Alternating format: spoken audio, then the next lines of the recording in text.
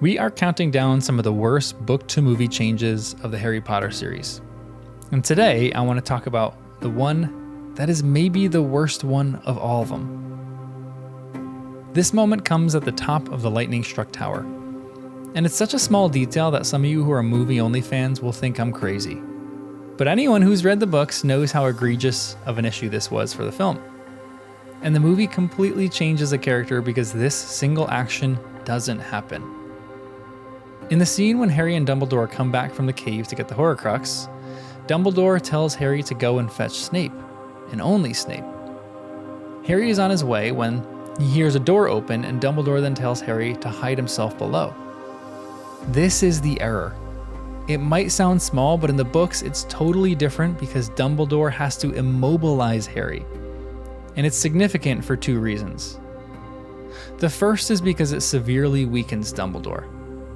After this happens, Malfoy then comes and disarms Dumbledore, and I'm sorry, but even a Dumbledore who was maimed and only about 10% of his strength still isn't getting disarmed by a student. In the books, the reason he gets disarmed was because he had a half second where he needed to immobilize Harry, and that gave Draco an edge. Otherwise, he would have no chance in disarming the greatest sorcerer the world has ever seen. This makes Dumbledore seem like a weaker wizard than Draco, and that's just not the truth in any way. Movie and book fans know this. And this leads me to my bigger point, which is everyone in the books knows that Harry has a saving people complex. It's listed a few times in the series, and it's the biggest reason why Hermione is extremely cautious in book 5 when Harry has the vision of Sirius being tortured. She thinks, correctly, that Voldemort is just making it up because he too knows Harry, and he knows that Harry has a saving people complex. Even Voldemort knows this. So in the movies, the idea that Harry would just sit around and look at Dumbledore being cornered by Draco and not do anything is just a sin that I cannot get over. It's totally wrong to the character of Harry. This is actually the passage that we get in the books. In the dim green glow from the mark, Harry saw Dumbledore clutching at his chest with his blackened hand. "Go and wake Severus," said Dumbledore faintly, but clearly. "Tell him what has happened, and bring him to me. Do nothing else, and speak to nobody else, and do not remove your cloak. I shall wait here. But you swore to obey me, Harry. Go." Harry hurried over to the door leading to the spiral staircase, but his hand had only just closed upon the iron ring of the door when he heard running footsteps on the other side. He looked around at Dumbledore, who gestured to him to retreat.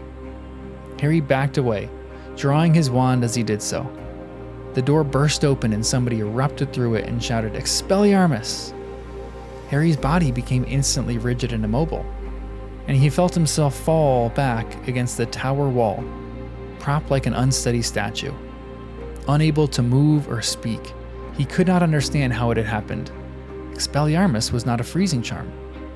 Then, by the light of the mark, he saw Dumbledore's wand flying in an arc over the edge of the ramparts, and understood. Dumbledore had wordlessly immobilized Harry, and the second he had taken to perform the spell had cost him the chance of defending himself. Then later in the chapter, it says that this is the way that Harry for sure knew that Dumbledore was dead. Harry heard Hagrid's moan of pain and shock, but he did not stop. He walked slowly forward until he reached the place where Dumbledore lay, and crouched down beside him. Harry had known there was no hope from the moment that the body-bind curse Dumbledore had placed upon him lifted, known that it could have happened only because its caster was dead. But there was still no preparation for seeing him here. Spread eagle, broken, the greatest wizard Harry had ever, or would ever, meet. I know this sounds insignificant to some movie fans, but Book Harry would never have let any of what happened on the top of the tower to happen had he not been immobilized. Harry cares too much about people, and especially the people he loves. He has a saving people issue that is central to who Harry is as a character. And the decision to have Harry just watch idly from the deck below while Draco and the rest of the gang actually interrogate and kill Dumbledore is just a complete abomination of who Harry actually is. Again, I know this is small to some movie lovers, but I'm curious what other changes from the book to movie you all think are egregious and terrible.